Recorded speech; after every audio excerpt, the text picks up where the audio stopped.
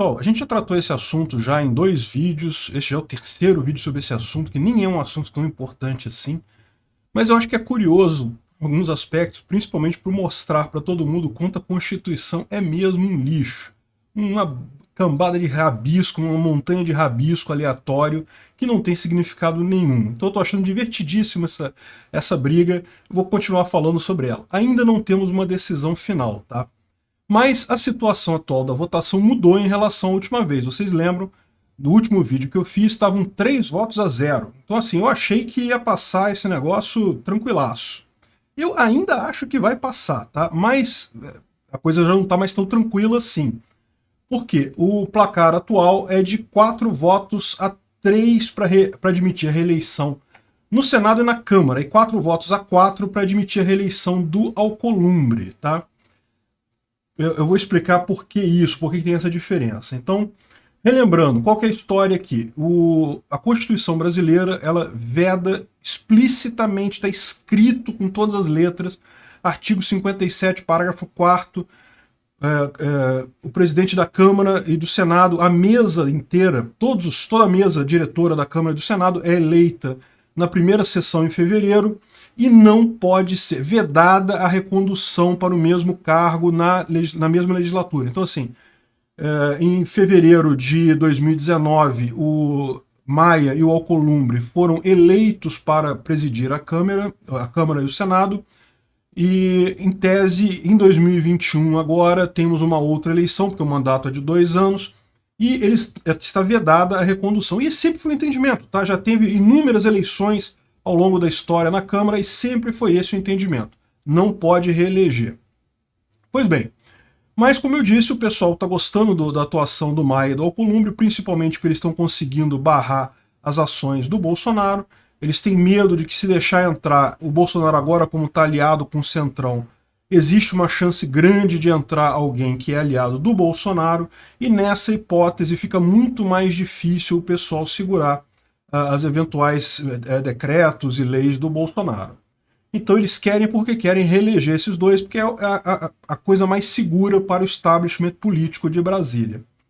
E, bom, esse é o problema. O problema é que está escrito na Constituição, não pode, é vedado, está lá com todas as letras, não tem mudança nenhuma nisso daí. No entanto, como eu já disse, né, o STF ele pode interpretar a coisa de formas diferentes. Então, existe esse questionamento jurídico de que um pedaço da Constituição pode ser inconstitucional, e como eu expliquei no vídeo passado, a resposta é não. Uma emenda à Constituição pode ser considerada inconstitucional, porque lembra, toda emenda à Constituição ela é contra a Constituição, né? Evidentemente, ela está mudando a Constituição. Mas ela não pode mudar as chamadas cláusulas pétreas da Constituição, que são definidas lá no artigo 60, inciso 4. Então, parágrafo 4º. Então, se uma emenda à Constituição for contra uma cláusula pétrea, então ela é dita inconstitucional. Então, mesmo tendo sido aprovada pela Câmara, pelo Senado e coisa e tal, ela não pode ser aceita. Então, assim, uma emenda à Constituição pode ser considerada inconstitucional, mas a Constituição original, aquela que foi aprovada lá em 1988, que o Ulisses Guimarães levantou o caderninho assim, cheio de orgulho, daquele monte de rabisco aleatório, não sei porquê, coitado do velho, já devia estar gagá já. Aquela Constituição originária, em tese, não pode ser inconstitucional, porque, né, ela é a Constituição original. Tudo que foi feito depois pode ser inconstitucional, mas aquela ali é a base. Aí repara, como que votou o relator, que foi o Gilmar Mendes, que votou por permitir a reeleição? O que ele disse? Ele disse que fez um entendimento sistemático da Constituição, e uma vez que a Constituição teve uma mudança para a eleição do presidente, ou seja, teve realmente uma emenda constitucional que permitiu a reeleição do presidente. Se não me falha a memória, a emenda constitucional 50. Essa emenda permitiu a reeleição, foi feita lá pelo Fernando Henrique Cardoso, na época, coisa e tal, teve muita discussão na época, permitiu a reeleição por um mandato do presidente da República, governadores e prefeitos. Ele entendeu sistemicamente que, como teve essa mudança para presidente, isso também valeria para o Senado e para a Câmara. Qual é o problema disso? O problema disso é que não tem nada na emenda dizendo que isso valeria para a Câmara e para o Senado.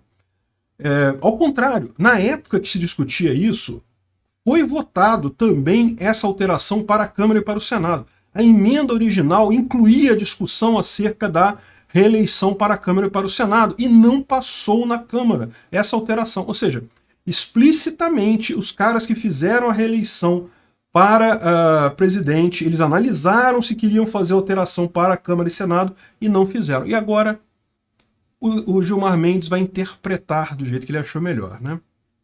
Vejam, essa discussão toda sobre Constituição e inconstitucional ela é bem profunda na doutrina jurídica, né?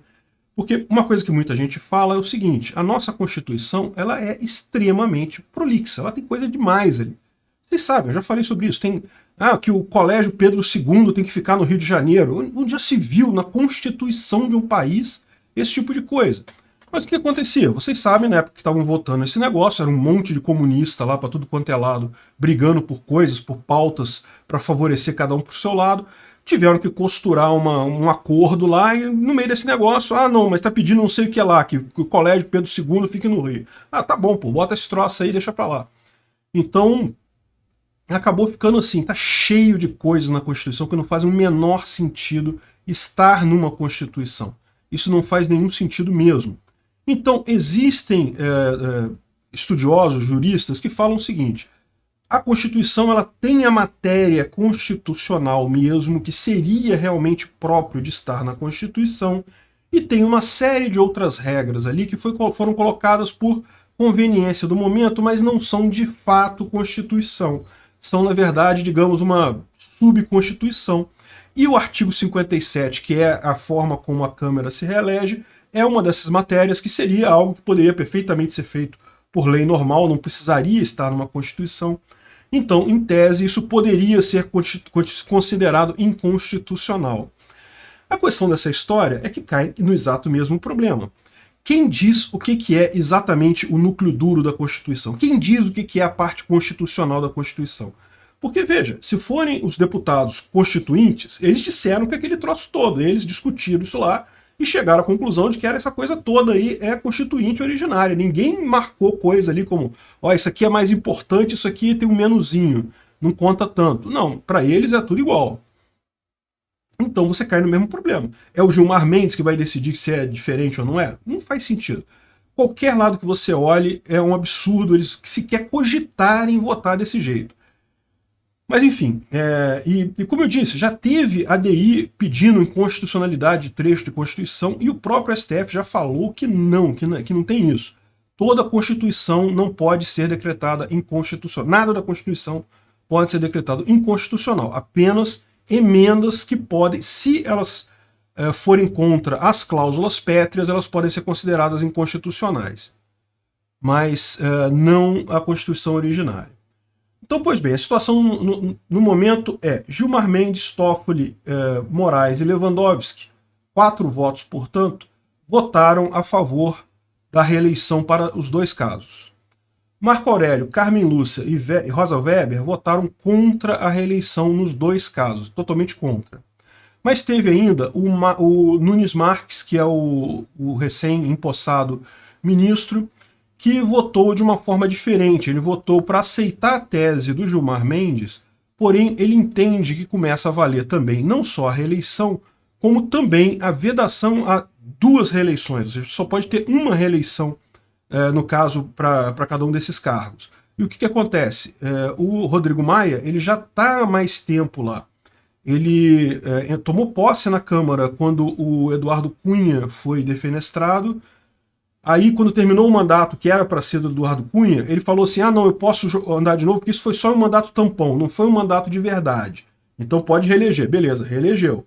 Aí depois, quando acabou essa segunda reeleição, que acabou em 2019, ele falou, não, agora eu posso participar de novo, porque agora mudou a legislatura. Porque tem isso, o pessoal entende que não pode ser reeleito na mesma legislatura. Então, ou seja, ele já está, na verdade, há 3 mandatos lá dentro. E se agora aprovarem a reeleição, ele ficaria para um 4º mandato. Então o que o Nunes Marques falou, olha só, beleza, a gente pode aceitar essa tese do Gilmar Mendes, de que o fato deles terem feito uma modificação numa parte da Constituição Mesmo que na discussão para fazer essa modificação dessa parte da Constituição, eles tenham explicitamente negado a mudança nessa parte, mas ele pode entender que agora ele entendeu que valeu para essa parte também da Constituição, essa mudança da reeleição para presidente. Só que então tem que valer tudo, então tem que valer também a regra que diz que o presidente só pode reeleger uma vez. Então, beleza, o Maia já vai para a terceira, quarta, quinta, sei lá, reeleição dele, então ele não poderia. O Alcolumbre pode. O curioso disso é o seguinte, ainda faltam 2 votos. Quem chegar a 6 votos primeiro, ganha. Então você tem aqui uma situação curiosa. Pode ser que termine 5-5 e o voto do Nunes Marques acaba sendo o fiel da balança, porque como ele autorizou uma parte, aquela parte formou maioria, a outra parte não formou maioria. Então, assim, vai ser curioso como é que isso vai se desdobrar, né? Quem está faltando votar aqui é o Fux e o Barroso, não é isso? Exatamente, está faltando o Fux e o Barroso.